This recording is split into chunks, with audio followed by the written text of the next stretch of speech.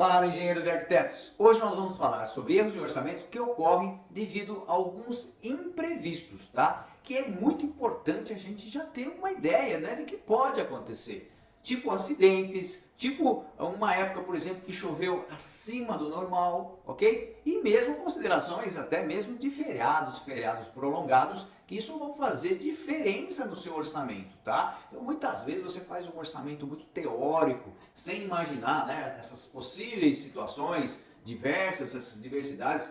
A gente percebe até um grande exemplo, mas aí é uma situação que realmente ninguém poderia prever, que é o caso da pandemia, né? Então deu uma paradeira e isso, né? Como isso afeta o nosso orçamento? Claro, afeta muito, principalmente que nem a pandemia que aconteceu, além, né, que parou muita coisa, houve um aumento dos valores dos custos financeiros, tá? Então isso são situações que, né, fogem, né, daquelas previsões. Agora a gente pensa assim, pô, então por isso não adianta fazer um orçamento? Não, pelo contrário, a importância do orçamento é justamente nos dar um foco, uma direção, uma ideia, tá? Onde a gente tem, vamos dizer, um objetivo dentro daquilo que nós esperamos, né? Por exemplo, no caso de orçamento, né, de investimento, qual o valor esperado, ok? Nós temos uma direção. É claro que, por isso que é importante a reprogramação, né, e o controle disso durante o processo, né, da obra, porque realmente podem acontecer coisas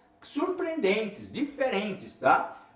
Já aconteceu alguns anos, tá? Já aconteceu muitas coisas nessa minha carreira, mas alguns anos, por exemplo, acontece, por exemplo, chuvas maiores do que aquelas esperadas, tá? Acontecem também situações que a gente quer evitar ao máximo, mas pode acontecer assim, acidentes em obra, alguma paralisação devido a algum motivo, né, temporário, tá? Então tudo isso pode e vai afetar o orçamento. Por isso a gente precisa estar acompanhando para poder já estar fazendo alguns ajustes, tá? Para que no final da obra não estoure aquela coisa desagradável para o nosso cliente, tá? Ou para o nosso bolso, como uma forma, né, de um investimento mal feito. Então, para isso é importante nós termos uma folga dentro do orçamento, todo o orçamento, nós temos o quê? Uma folga, ou seja, outros, né? Seria uma porcentagem desses imprevistos, dessas possibilidades de ocorrerem situações